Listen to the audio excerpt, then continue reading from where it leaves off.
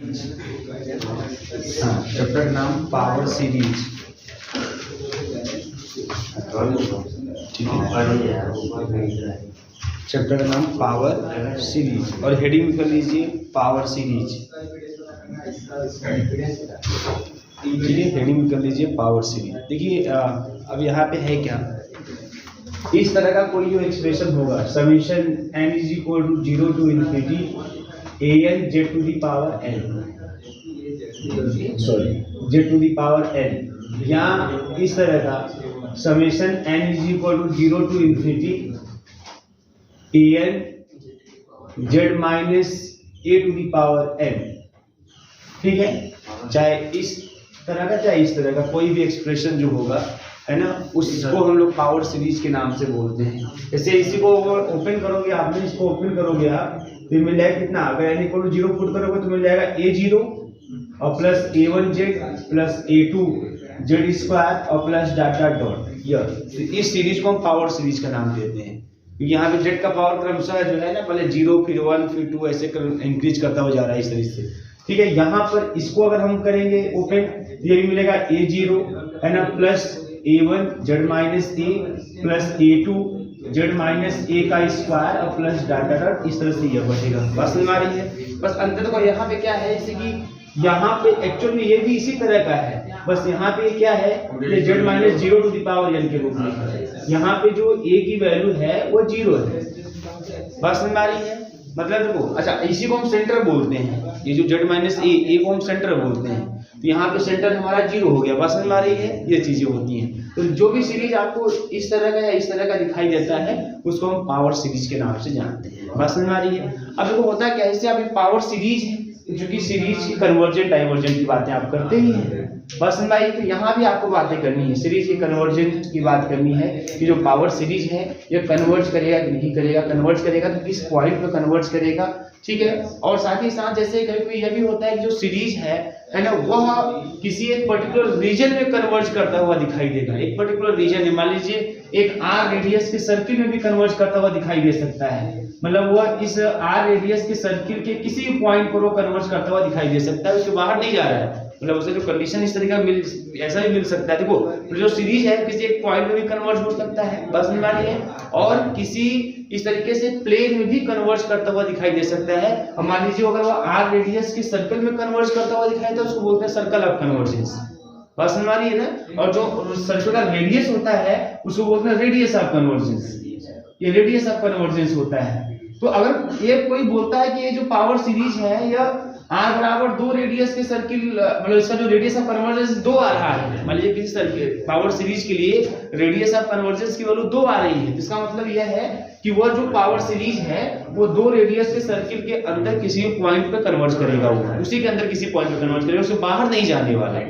जिस पॉइंट को कन्वर्ज करेगा उसके बाहर वो पॉइंट नहीं होगा। तो देखो इसमें होना क्या है, आपको बता दूं, आपको यहाँ से आएंगे क्या, एकदम कंफर्म है कि यहाँ से एक या दो क्वेश्चन ऐसे आपको मिलेंगे है ना, जो यहाँ से न्यूमेरिकल के रूप में पूछे जाएंगे। और कैसे पूछे जाएंगे, बहुत ही सिंपल तरीके का। मतलब क्या है, मतलब यह है कि आपको सीरीज ही देगा, पावर सीरीज ही देगा और बोलेगा कि what is the radius of convergence. इधर नहीं जाए तो यहाँ पे रेडियस ऑफ कन्वर्जेंस निकालेंगे, 2 फार्मूले बताएंगे, उसी फार्मूले से उसको कैलकुलेट करते हैं और कुछ नहीं करना है इस चैप्टर में। और कुछ ज्यादा आपको दिमाग लगाने की जरूरत नहीं है। यहाँ से 2-3 क्वेश्चन आपको दिखाई देंगे, वो भी एकदम इसी तरीके के सीरीज दिए जाएंगे और उसके रेडियस ऑफ कन्वर्जेंस को आपको फाइंड करना रहेगा। बात समझ आ रही है, या उसी से रिलेटेड बातें होंगी, फार्मूले रहेंगे आपके सामने। और यहाँ तक कि कॉम्प्लेक्स एनालिसिस, क्योंकि आप जानते हैं कि कंपटीशन एग्जाम में भी इसका बहुत बड़ा योगदान है, तो यहाँ से रेडियस ऑफ कन्वर्जेंस से भी क्वेश्चन आते हैं। ठीक है, और आसानी से आप कर भी लेते हैं, बहुत सिंपल क्वेश्चन आते हैं, कॉम्पिटिटिव एग्जाम में सिंपल ही क्वेश्चन आते हैं। चलिए पहले इसको डिफरेंशियल लिख लेते हैं, कुछ बातें लिख लेते हैं। जो माइनस से सब्ट्रैक्ट क्यों ऐसा क्यों किया गया,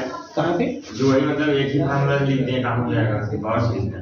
ये मेन यही है, हमारा मेन आपका यही है। बात समझ में, जैसे देखो, जैसे अब ये रेडियस ऑफ कन्वर्जेंस r बोल दिए, बात समझ में आ रही है, इसका सेंटर कुछ ना कुछ होगा ना, बात समझ में आ रही है। तो ये सेंटर की बात हो रही है, यहाँ पे अगर सेंटर मतलब यहाँ z की पावर n, इसका मतलब सेंटर 0 है, बात समझ में आ रही है। और अगर a है तो इसका मतलब सेंटर इसका a है, a से कहने का मतलब है। मतलब देखो यहाँ पे कुछ ऐसा, अगर कन्वर्जेंस होगा तो minus z minus mod z minus r is less then r। इसका मतलब ये चीज है कि जो हमारा जेड है वो जो सेंटर है आपका ए है ना, तो जो कन्वर्जेंस होगा, जो कन्वर्ज करेगा वह आर के अंदर ही, मतलब आर से कम इसकी वैल्यू होगी। जेड और ए का डिफरेंस क्या होगा, आर से कम होगा, मतलब इसके अंदर ही वो पॉइंट होगा। अभी मैं आपको और समझाऊंगा, थोड़ा ये मत ले लीजिए डिफिनेशन इसका, ठीक है। देखिए पावर सीरीज, देखिए a series of the form,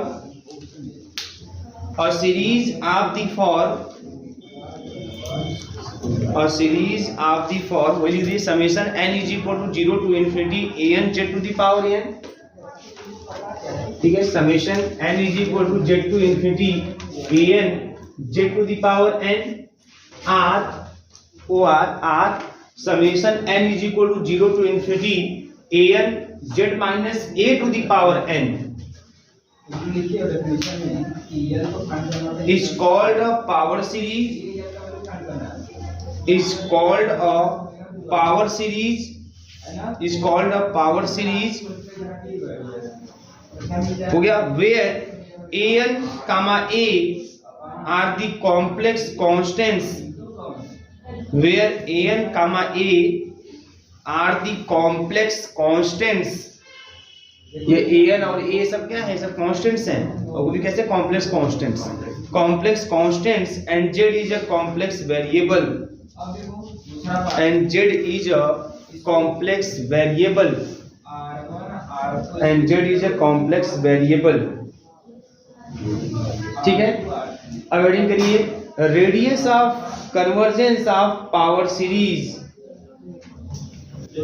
radius of convergence of power series, radius of convergence of power series, ठीक है, radius of convergence of power series. अब किसी पावर ऑफ सीरीज के रेडियस ऑफ कन्वर्जेंस का मतलब क्या होता है, आइए इसको देख लेते हैं। तो कंसीडर पावर सीरीज, एक पावर सीरीज लेते हैं यहाँ पे, देखिए फार्मूले पे फोकस करना है, मैं बता देता हूं आपको चीजें स्पष्ट रूप से। Let us consider a power series, एक पावर सीरीज हम कंसीडर करते हैं कुछ इस तरीके से, summation n is equal to 0 to infinity an z to the power n, बस समझ में आ रही है, इस तरीके से कंसीडर कर लेते हैं। और इसी को मैं इस रूप में लिख देता हूं un z, बस समझ में आ रही है, इस रूप में un z के रूप में, मतलब ये समझ रहे हैं, ये जो पूरा है नोटेशन है ना, an z to the power n के प्लेस पे मैं क्या लिख दे रहा हूँ un z, इसको मैं un बोल दे रहा हूँ, un z, बात समझ में आ रही है। प्लेस पूरे को मैंने un नाम दे दिया। अब ये जो सीरीज इस तरह की होगी, इज कन्वर्जेंट इस पूरे फंक्शन को मैंने un का नाम दे दिया, इस पूरे को मैंने un बोल दिया, समझ में आ रही है ना। ये पूरा मतलब un जो un है वो एक्चुअल में क्या है, an z to the power n, ठीक है। क्योंकि जो un है वो an z to the power n, z का ही ना फंक्शन मिलेगा, किसका फंक्शन है, z का, इसलिए यहाँ z ब्रैकेट में लिख दिया हूँ कि un जो है वो un है, वो z का फंक्शन है। इस तरीके से एक कन्वर्जेंट होगा कब, if limit n tends to infinity un to the power 1 upon n is less than 1। अब देखिए अभी भी आप पढ़े होंगे nth रूट टेस्ट, यानी देखो इसमें सब अगर इसको कॉन्सेप्ट को समझना है, अगर इसे कॉन्सेप्ट को समझना है तो आपको सीक्वेंस सीरीज में, जो सीरीज में आपको कन्वर्जेंस डाइवर्जेंस की बातें बताई गई थी, तमाम test, ratio test, comparison test, root test, logarithmic test, जितने भी टेस्ट आपको पढ़ाए गए थे, है ना, वो सब का कॉन्सेप्ट आपके दिमाग में होना चाहिए, है ना। वही इसके कॉन्सेप्ट के यूज करके कुछ फार्मूले आपको यहाँ पे दिखाई देंगे, उसी कॉन्सेप्ट को यूज करके फार्मूले आपको दिखाई देंगे। यहाँ पे उसी में nth रूट टेस्ट कहता है कि अगर कोई सीरीज हमारा ऐसा मतलब है और उसका nth टर्म अगर आपको पता है, तो उसका nth रूट लेने पर, limit n tends to infinity nth root लेने पर अगर वैल्यू लेस देन 1 आती है तो वो कन्वर्जेंट होता है, ये कहता है हमारा, है ना, nth रूट टेस्ट का जो कॉन्सेप्ट होता है।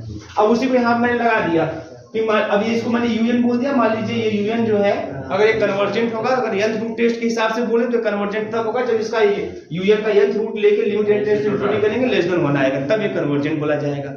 बात समझ में आ रही है। अब देखिए इस तरीके से अगर यह है तो हम इसको क्या लिख सकते हैं, limit n tends to infinity. अब un का वैल्यू है क्या, तो un की वैल्यू है an z to the power n to the power 1 by n, यही है।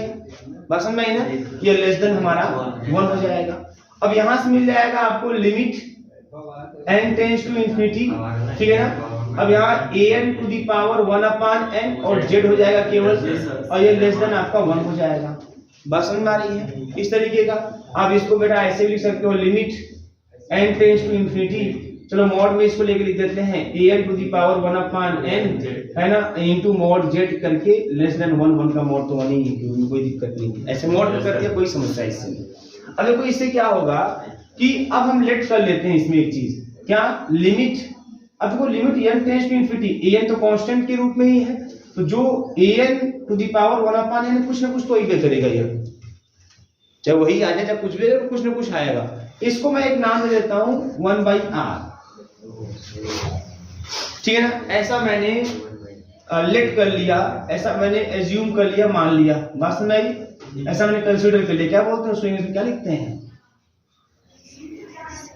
बोलो, इसको बोलते हैं से, बात समझ आ रही ना, ऐसा वर्ड लिखा जाता है, लेट नहीं लिखा जाता। बस ऐसा मैंने कर दिया, चलो इसकी वैल्यू जो है 1/r आ गई, कुछ ना कुछ आएगा, मैंने उसका नाम दे दिया 1/r। अब वो क्या होगा इस तरीके से, देन तो ऐसे केस में limit n tends to infinity an to the power 1/n 1/r हो गई ना, तो हो गया mod z upon r is less than 1 हो गया, है ना, which implies mod z is less than, कुछ ऐसा रिजल्ट आपको आ जाएगा। पहले इतना नोट करिए, कि बता रहे हैं, इसको लिखा देते हैं। तो यही r जो होता है इसको बोलते हैं, अगर ऐसा कंडीशन होल्ड हो गया तो r को बोलते हैं रेडियस ऑफ कन्वर्जेंस। ठीक है, 10 summation an z to the power n, 10 summation an z to the power, देखो अब देखो ध्यान देना यहाँ पे, अब पावर सीरीज में मैं समेशन बोलूंगा तो ये चीज साइलेंट रूप में पड़ा रहेगा, ये लिखे चाहे ना बोले कोई फर्क नहीं पड़ता है। पावर सीरीज के केस में चल पड़ेगा summation an z to the power n, तो जान लीजिएगा समेशन कहां से कहां तक n बराबर 0 से, ये फिक्स रहेगा पावर सीरीज, ठीक है ना। देखिए 10 summation an z to the power n is convergent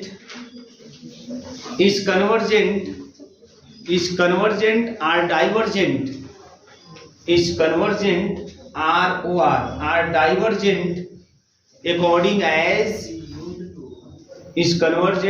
divergent according as mod z is less than r or mod z is greater than r, is convergent are divergent according as mod z is less than r mod z is greater than r, मतलब जब mod z की value r से कम होगी तब तो series converge बोलेंगे, convergent, और जब r से ज्यादा होगी तो क्या बोलेंगे, डाइवर्जेंट। ये तरीका होता है, आगे लिखिएगा इसमें, ठीक है। देखिए now if we draw a circle of radius capital R, now if we draw a circle of radius capital R with center at the origin, if we draw a circle of radius r with center at the origin, हाँ as the origin, centre और origin में क्या अंतर है पता ना आप लोगों को, सेंटर बोलो भाई, तुम बताओ जी, ये एज पूछे बताओ, सेंटर और ओरिजिन में कुछ अंतर है कि नहीं अंतर है, बोलिए, कितने लोग पता है सेंटर ओरिजिन, समझ में आता है सेंटर ओरिजिन का मतलब नहीं आप लोगों को, सेंटर वही होता है ना, जहां मतलब सेंटर कोई भी पॉइंट हो सकता है ना, सेंटर कोई भी पॉइंट हो सकता है, और ओरिजिन तो फिक्स है 0 0, बात समझ आ रही है ना, 2D है तो 0 0, 3D है तो 0 0 0, है ना, तो ओरिजिन फिक्स है इतना, तो सेंटर कोई भी पॉइंट हो सकता है, तो सेंटर हो सकता है कि ओरिजिन भी हो सकता है, मतलब किसी सर्कल सेंटर जैसा होता है जैसे कि 0,0 भी हो सकता है सेंटर हमारा, 2,3 भी सेंटर हो सकता है, बात समझ आ रही है। तो अगर सेंटर ही हमारा 0,0 हो जाता है, सेंटर ओरिजिन हो जाए, वो चीज कहने का मतलब है। सेंटर ओरिजिन याद रखिएगा, इसमें दोनों चीजें अलग अलग एक्चुअल में होती है ना, सेंटर कोई भी पॉइंट हो सकता है, ओरिजिन फिक्स है एकदम 100% फिक्स, वो 0 0 ही होगा, ठीक है ना। क्या लिखिए, centre at the origin, then number first, कुछ बातें लिख लीजिए, then number first the power series the power series summation an z to the power n, summation an z to the power n is convergent for every z, is convergent for every z within the circle, is convergent for every z within the circle mod z is less than r, is convergent for every z within the circle, वही mod z is less than r. Second number, the power series summation an z to the power n, the power series summation an z to the power n is divergent for every z outside the circle, is divergent for every z outside the circle mod z is greater than r, mod z is greater than r. हो गया, paragraph change. देखिए, सच a circle, जो ऐसा circle है r radius का, such a circle is called a circle of convergence. Such a circle is called a circle of convergence. Such a circle is called circle of convergence, and its radius capital R, and its radius capital R is called, and its radius capital R is called radius of convergence. Radius of convergence, ठीक है, radius of convergence. Clear है? आगे लिखिएगा. In this case the series is convergent. In this case the series is convergent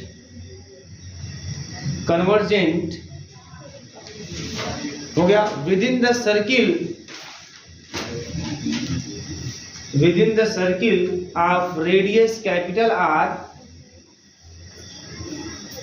within the circle of radius capital R, and R is calculated as,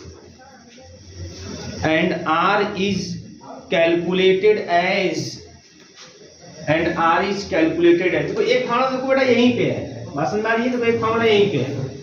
R कैसे calculate करते हैं? एक formula तो यहीं पे है, 1/r is equal to limit n tends to infinity और an to the power 1/n. एक फॉर्मूला तो हमारे पास यहीं पे है, बात समझ आ रही है? और दूसरा फॉर्मूला कॉची, देखो आपने पढ़ा होगा, पता नहीं याद है कि नहीं याद है आप लोगों को, काची थ्योरम ऑन लिमिट, है ना? काची थ्योरम ऑन लिमिट, है ना? काची के दो थ्योरम थे, है ना, बेस्ड ऑन लिमिट के दो थ्योरम थे, काची थ्योरम ऑन लिमिट्स बोलते हैं. इसमें फर्स्ट थ्योरम था, सेकंड थ्योरम था. फर्स्ट थ्योरम क्या था? जैसे अगर मान लीजिए हमें ये पता है कि limit n tends to infinity an अगर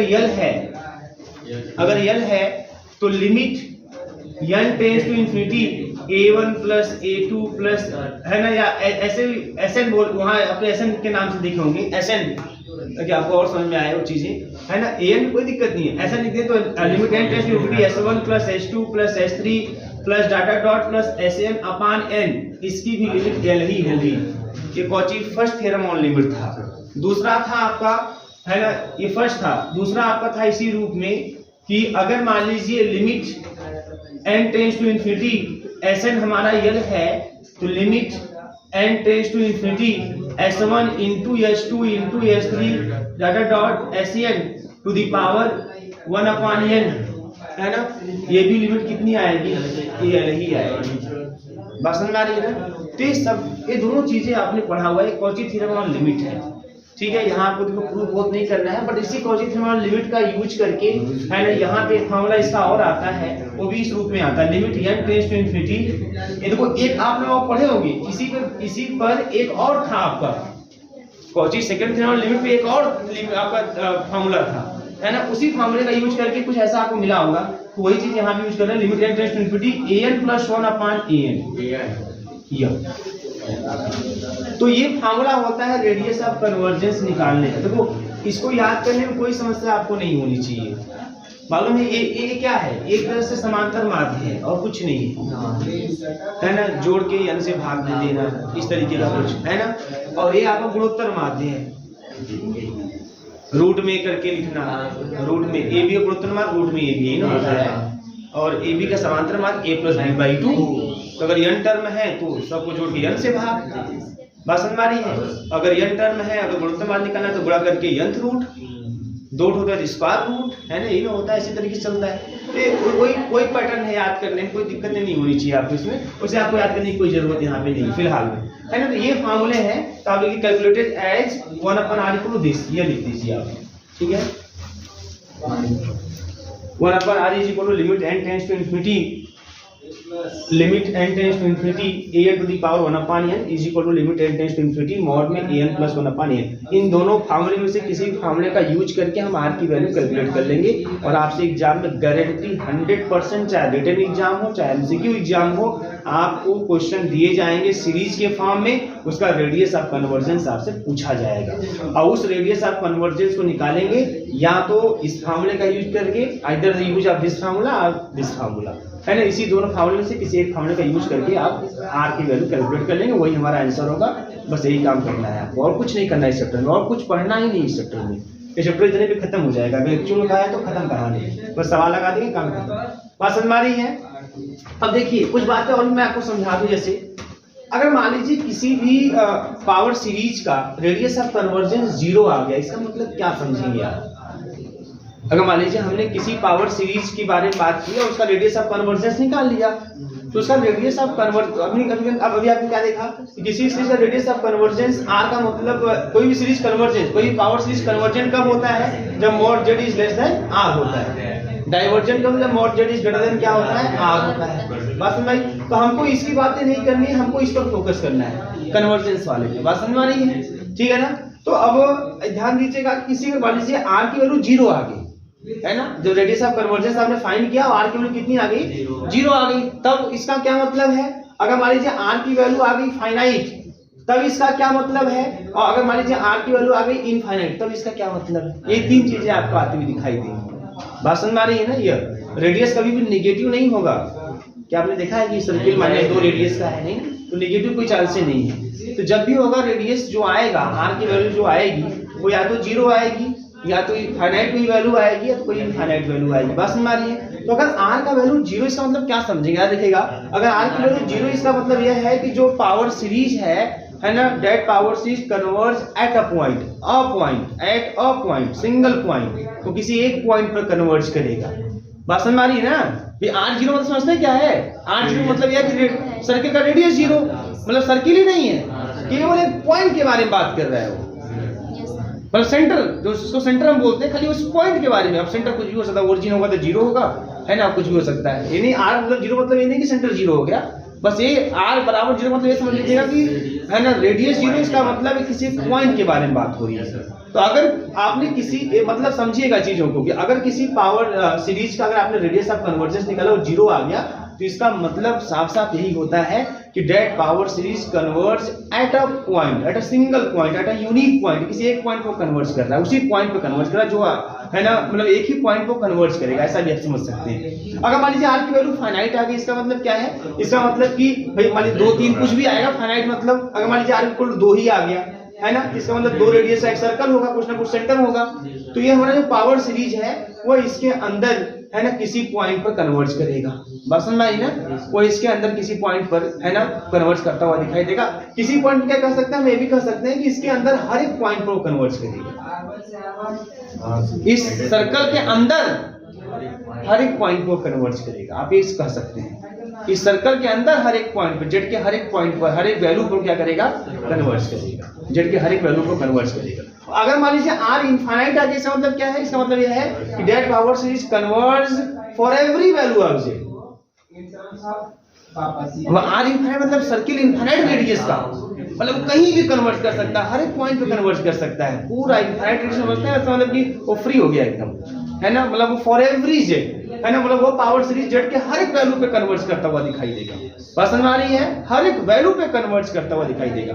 और r = फाइनाइट, इसका मतलब कि वो पावर सीरीज जो है वह सर्कल के अंदर हर एक पॉइंट पे कन्वर्ट करता हुआ दिखाई देगा। मतलब इस सर्कल के अंदर मतलब mod Z is less than R वाली केस यहाँ पे बात समझ में आई ना। जेड हर एक मतलब जो भी जेड जिस भी जेड का मान आर से कम होगा, हर जेड उस जेड के हर एक वैल्यू पर हमारा जो पावर सीरीज है वो कन्वर्ट करता हुआ दिखाई देगा। बात समझ में आ रही है। और आर इक्वल टू 0 हो गया, इसका मतलब यह है कि हमारा पावर सीरीज जेड के उसी पर्टिकुलर वैल्यू पर उसी एक ही पॉइंट पर कन्वर्ट करेगा। क्या बताओ? और जो इनफाइनाइट है सर, वो सर्कल के अंदर भी हो सकता है और बाहर भी। अरे सर इनफाइनाइट का अंदर बाहर क्या मतलब हो गया? मतलब कि कहीं भी हो सकता है ना। इनफाइनाइट हो गया इसका मतलब समझ, सब सर्किल क्या कल्पना करें अब? एक सर्कल इनफाइनाइट रेडियस का, खाली कहने को कह रहे हैं कि सर्किल है, कहने को कह रहे हैं कि सर्किल इनफाइनाइट रेडियस का है, बट एक्चुअल में सब है ना, सब बंधन सब बाधाएं सब दूर हो गई हैं, एकदम खुल गया, एकदम खुला आसमान है आपके सामने, है ना। बात समझ में आ रही है? खाली कहने पर कि इनफाइनाइट रेडियस का सर्किल, बात समझ में आ रही है ना आकाश कुमार? हाँ, खाली कहने पर इनफाइनाइट रेडियस का है ना, लेकिन एक्चुअल में इसका मतलब कि पूरा एकदम फ्री हो गया, मतलब हर एक पॉइंट कहीं से कोई पॉइंट उठाओ है ना कन्वर्ज, क्योंकि इनफाइनाइट रेडियस के अंदर हर एक पॉइंट आ जाएगा। मेरी बात समझ में आ रही है ना?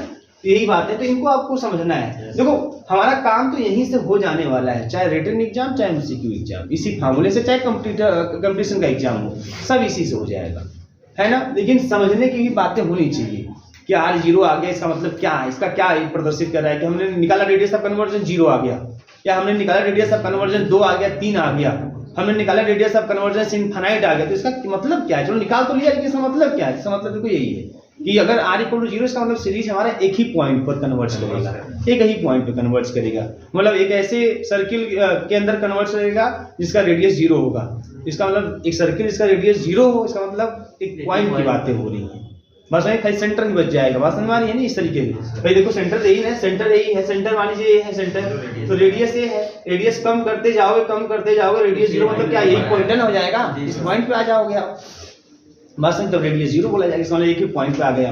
और अगर आर फाइनाइट आ गया, इसका मतलब कि एक है ना, उसका कुछ सर्किल का रेडियस हो गया आपके पास, मिल गया, अब उसके अंदर किसी भी पॉइंट को कन्वर्ट करेगी। और आर इनफाइनाइट मतलब वो फॉर एवरी जेड, है ना, एक कान देखिएगा, फॉर एवरी जेड के हर एक वैल्यू के लिए पर वो कन्वर्ट करेगा, चाहे कहीं भी हो वैल्यू, अब क्योंकि वो वैल्यू चाहे जहां भी हो, जेड का वैल्यू चाहे जहां भी स्थित हो, चाहे जहां भी लाई करता हो, वो आर इनफाइनाइट रेडियस के सर्कल के अंदर तो आ ही जाएगा, 100% इनफाइनाइट रेडियस के सर्कल के अंदर आ जाएगा। बात समझ में आ रही है ना? जैसे अभी हम लोग इनफाइनाइट रेडियस के सर्कल के अंदर आएंगे नहीं आएंगे? अगर इस धरती पे हमको इनफाइनाइट रेडियस का सर्कल खींचना तो हम लोग उसमें आ जाएंगे, कहीं से भी सेंटर मानी खींचो और इनफाइनाइट रेडियस खींचो, है ना, देखो सब आ जाएगी, पूरी धरती आ जाएगी। बात समझ में आई? ये कहने का मतलब है। चलिए आते हैं क्वेश्चन की तरफ। ये लिखिए फार्मूला आप लोग, चलो क्वेश्चन की तरफ आते हैं। क्वेश्चन लिखिएगा, find the radius of convergence of the following power series. Find the radius of convergence of the following power series. Radius of convergence of the following power series. चलिए कुछ पावर सीरीज आपको दिए जा रहे हैं, radius of convergence आपको find करना है। Radius of convergence of the following power series, तो हाँ पावर सीरीज, चलिए कई क्वेश्चन है।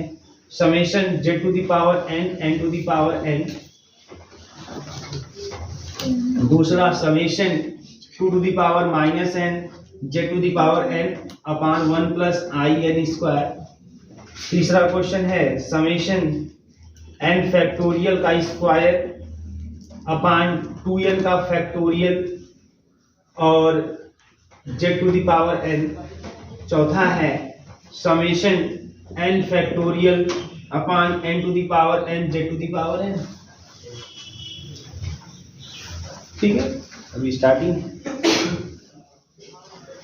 अब इसके power of radius of convergence को आपको कैलकुलेट करना है। चलिए इसके रेडियस ऑफ कन्वर्जेंस को कैलकुलेट करते हैं, मतलब आर की वैल्यू फाइंड करनी है आपको। चलिए पहला क्वेश्चन लेके पहले समझते हैं चीज़ों को, उसके बाद आप जो कहेंगे वो लगा देंगे इसमें से, और कहेंगे तो आप सब लगा के घर से भी आ सकते हैं, कोई दिक्कत नहीं। अगर मैं पहला क्वेश्चन की अगर मैं बात करूँ यहाँ पे, तो z to the power n और n to the power n है, बोलिएगा, है ना। तो बताइए यहाँ पर, अब इसको अगर देखा जाए ध्यान से, तो यहाँ पर आपको देखो जब भी कोई पावर सीरीज दे तो आपकी कोशिश होगी आप ए एन फाइंड करो। क्या फाइंड करोगे? ए एन, क्योंकि जो दोनों फार्मूले हैं दोनों फार्मूले में हमको an की ही आवश्यकता है। अगर पहला formula an to the power 1/n तब भी an चाहिए, दूसरा फार्मूला an प्लस 1/n तब भी हमें an चाहिए। क्यों? क्योंकि an जब पता होगा तो n के स्थान पे n प्लस 1 रख के an प्लस 1 का भी मान निकाल लेंगे। तो चाहिए तो an हमको। तो यहाँ से देखो अब an कैसे निकलना है, बहुत सिंपल है। हियर an बराबर कितना 1/n to the power n मास्टर, है ना। an इक्वल टू क्या हो जाएगा, an क्या जाएगा 1/n to the power n। ये ना होगा an, क्योंकि सीरीज हमारा क्या है, यही ना सीरीज होता है, पावर सीरीज इसी ना फॉर्म का होता है या इस फॉर्म का होता है, इस फॉर्म का होता है। तो आपको इनसे कोई मतलब नहीं रखनी है, आपको यहाँ से मतलब रखनी है। तो ये जो उसका है ना, जो उसका मल्टीप्लिकेशन के रूप में कोएफिशिएंट के रूप में एक तरह से कहले हैं वो होता है, वो चीज देखना है हमको। तो यहाँ z की पावर n के यहाँ यही है हमारे पास 1/n to the power n। अब बताओ इसमें कौन सा फार्मूला लगाएं, है ना। दोनों फार्मूले मेरे पास है, n to the power 1/n वाला भी फार्मूला है और limit n plus 1/n plus 1 वाला भी फार्मूला, n प्लस 1/n वाला भी फार्मूला है। तो सबसे आसान समझ में आ रहा है कि है ना, जब पावर खुद n पावर के रूप में ऐसा कुछ हो ना, तब वहां पे आप लगाइएगा an के पावर 1/n वाला ही फार्मूला लगाइएगा। तो देखिए 1/r इक्वल टू क्या करिएगा, limit n tends to infinity, ये लगा दीजिए formula an to the power 1/n वाला फार्मूला लगा दीजिए। तो यहाँ से क्या मिल जाएगा, limit n tends to infinity, an की value 1/n to the power n और टू द पावर 1/n। तो ये जाएगा limit n tends to infinity 1/n to the power n का मतलब आप ऐसे भी लिख सकते हो, हाँ सर जी सर, भाई 1 के पावर n तो 1 आएगा, है ना, और इस 1/n है। बोलिए, तो ये इससे कैंसिल हो गया, अब बचा खाली 1/n, ऑपरेट कर दोगे 0 आ गया। इसका मतलब r इक्वल टू, इसका मतलब जो रेडियस ऑफ कन्वर्जेंस आ गया इनफाइनाइट, इसका मतलब पावर सीरीज z के हर एक वैल्यू पर कन्वर्ट करेगा, है ना। It is convergent for every value of z। r equal to infinity का मतलब ये चीज है। लेकिन आपको r इक्वल टू इनफिनिटी से मतलब है, ऑप्शन जहां r इक्वल टू इनफिनिटी है वहां टिक मारना है, आप नोट कर लीजिए इसे।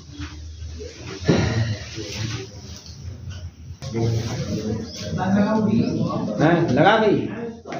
तो ये दूसरे क्वेश्चन की अगर हम बात करें, मान लीजिए तो an क्या है बेटा, यहाँ पे दूसरे क्वेश्चन में an क्या है, 2 to the power -n/1 plus in²। बात समझ में आ रही है। अब देखो ध्यान से, अगर मान लीजिए मैं इसको इसी पिछले वाले से लगा देता हूँ, limit n tends to infinity mod an to the power 1/n से, क्योंकि यहाँ पावर देखो n दिख रहा है ना। अब देखो ध्यान से, limit n tends to infinity, जब इसके पावर में 1/n लगाएंगे तो 2 के पावर क्या हो जाएगा -1, बोलो।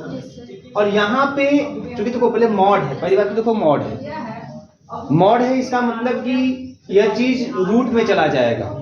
भाई मॉड 1 प्लस in² का क्या मतलब, नहीं समझ तो ऐसे समझो, मॉड x प्लस y का क्या मतलब, रूट में x² प्लस y², यही तो मतलब होता है। तो मॉड में 1 प्लस in² का क्या मतलब, रूट में 1 प्लस n के पावर 4, बोलो। तो ये हो जाएगा आपका, इसका जब मॉड लेंगे तो ये हो जाएगा रूट में 1 प्लस n के पावर 4 और पावर, क्योंकि जो 1/n लगा रहे हैं सबके ऊपर ना, तो इसको ऊपर लगाए तो कट गया -1, इसके पावर भी 1/n रहेगा।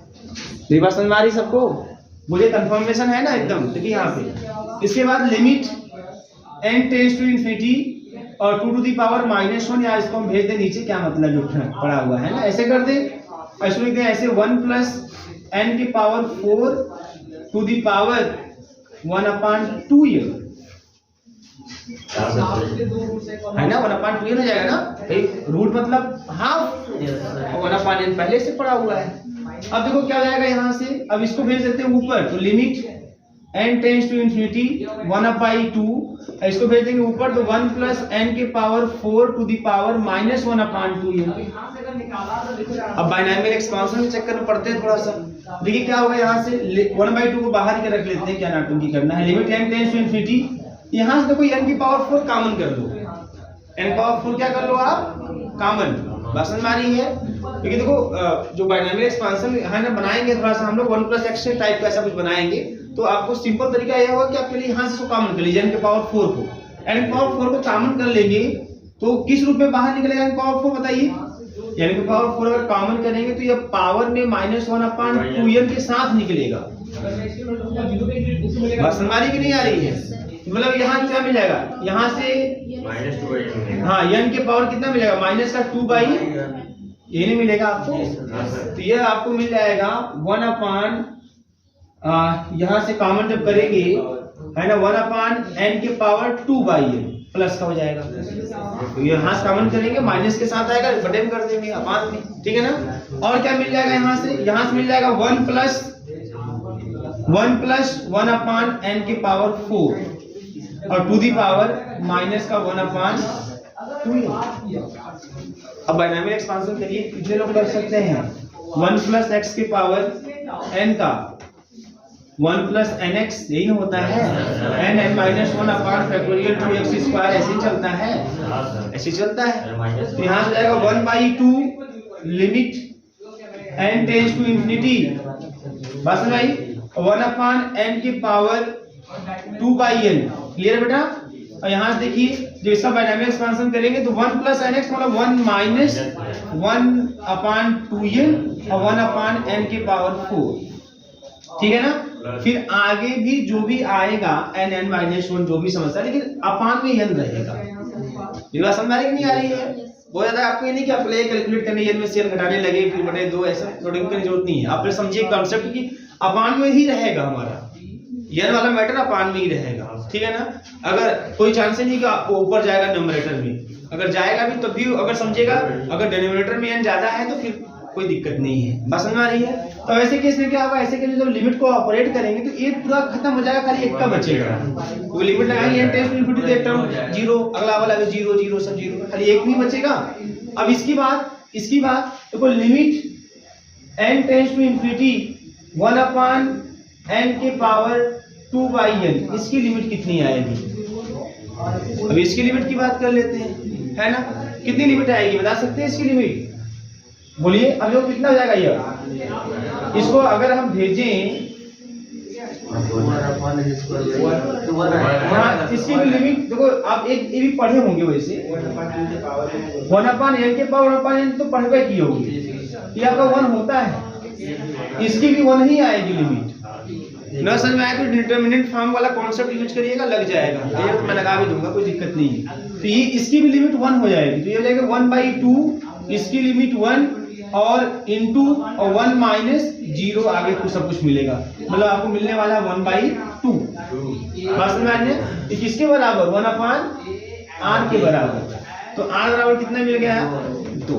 ये हो गया रेडियस ऑफ कर्व, क्लियर है। यही काम इसमें कौन सा लगाएंगे, इसमें देखो an पावर 1 लगाइएगा, यहाँ पे ये वाला लगाइएगा, क्योंकि यहाँ पावर नहीं ना है, ये वाला लगा दीजिए। यहाँ लगा सकते हैं आप an के पावर 1/n वाला फॉर्मूला, बात समझ आ रही है। अच्छा, कुछ क्वेश्चन ऐसे भी दिखाई देंगे आपको जो दोनों से लग जाएंगे, कोई बड़ी बात नहीं है कि नहीं इसी से, अगर आपको उससे भी लग जाता है, इसलिए यहाँ पे पावर है ना, ये चाहोगे इस सवाल को ना, इस सवाल को इससे भी लगा सकते हो, इसी वाले को, इस वाले को अगर आप चाहो तो इससे भी लगा सकते हो और इजीली लग जाएगा, बहुत बड़ी बात नहीं है। आप लगा के देखना, इससे भी लग जाएगा और इससे भी ट्राई करो तो लग जाएगा, बात समझ में आ रही है। तो ये नहीं है कि हम किससे लगाएं, कोशिश हमारी को लग जाना चाहिए, बस ये नोट कर लीजिए आप।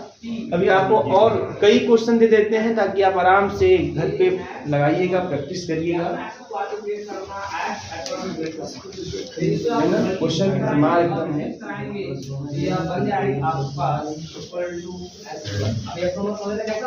जनरल इक्वेशन आप पढ़े होगा, बस नहीं x1 y1 x1 बन जाएगा, आपको कंडीशन ये रहेगा, मल्टीप्लाई करके आप कर सकते हैं, ठीक है। आप सोच सकते हैं बात हो जाएगा, ठीक है। ये बता रहे हैं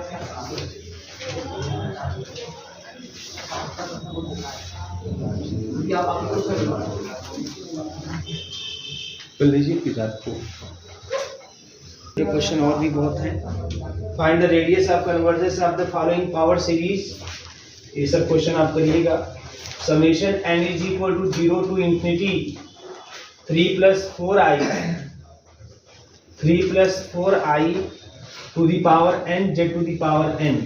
ठीक है, आगे है summation n = 0 to infinity -1 to the power n z minus का 2i to the power n upon n। अगला क्वेश्चन है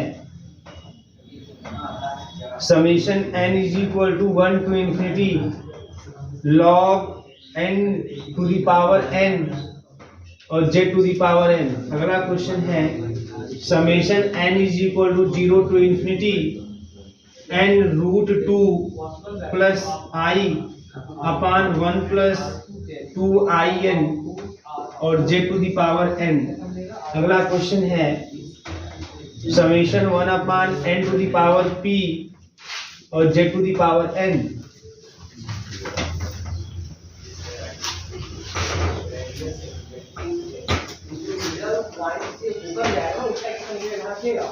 ठीक है, और भी क्वेश्चन देखिए, ऐसा भी दिख सकता है आपको, ऐसा सीरीज रूप में दे दे z/2 + 1 × 3 upon 2 × 5 z² + 1 × 3 × 5 upon 2 × 5 × 8 z3।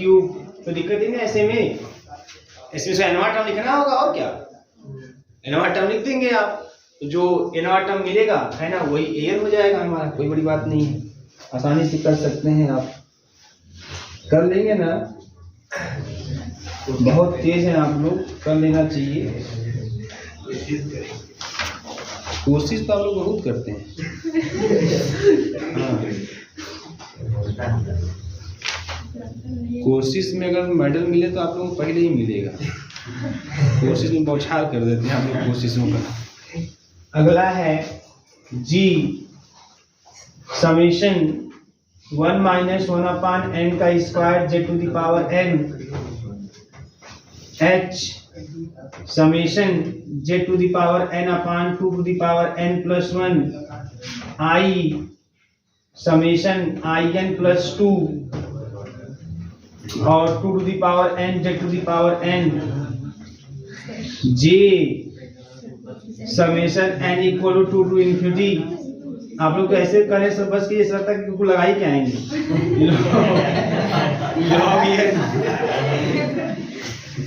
log n ये है,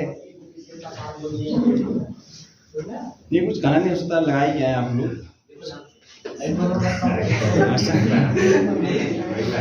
आशा करते हैं हम लगा के ही आएंगे। ठीक है, तो ये सब क्वेश्चन है बेटा, इस तरीके के क्वेश्चन, इसको लगा लीजिएगा।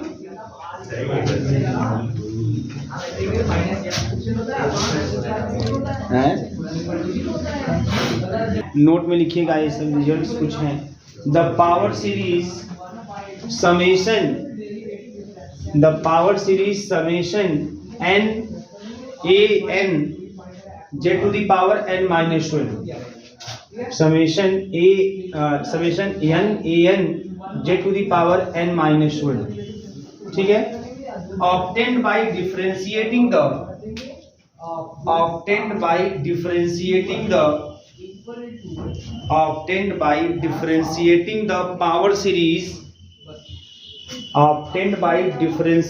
the power series summation an z to the power n obtained by differentiating the power series summation an z to the power n has the same radius of convergence as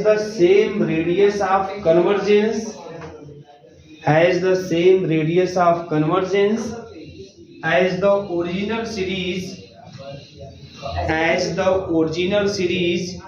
summation an z to the power n has the original series summation an z to the power n। बात समझ में आ रही है?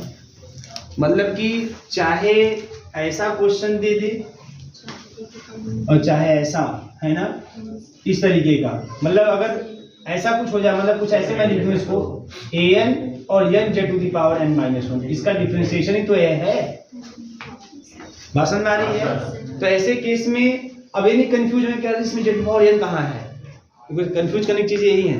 है ना। क्या अगर ऐसा कोई सीरीज दे दे तो आप लोग रहेंगे ढूंढने की जेड के पावर एन कहाँ है इसमें, हमको जेड के पावर एन का मतलब जो मल्टीप्लिकेशन उसके एन के साथ हमें वही एन चाहिए, लेकिन इसका मतलब नहीं है ना। अगर ये टर्म भी है जेड के पावर एन की प्लेस में, अगर ये चीज भी दिखाई देता है कोई दिक्कत नहीं है, जो ए एन दिखाई दे उसी से हम लगाएंगे, सवाल लग जाएंगे, है ना। इस केस में भी जो आएगा, इस केस में भी जो आएगा रेडियस ऑफ कन्वर्जेंस क्या होगा, सेम, है ना। आप आराम से चाहो ऐसा करके एग्जांपल भी लेके देख सकते हो, प्रूफ भी करके देख सकते हो। बात समझ आ रही है? चलिए और बातें फिर कल होती हैं आपसे। इतना करके आइएगा, कल होमवर्क चेक होगा भैया आप लोगों का।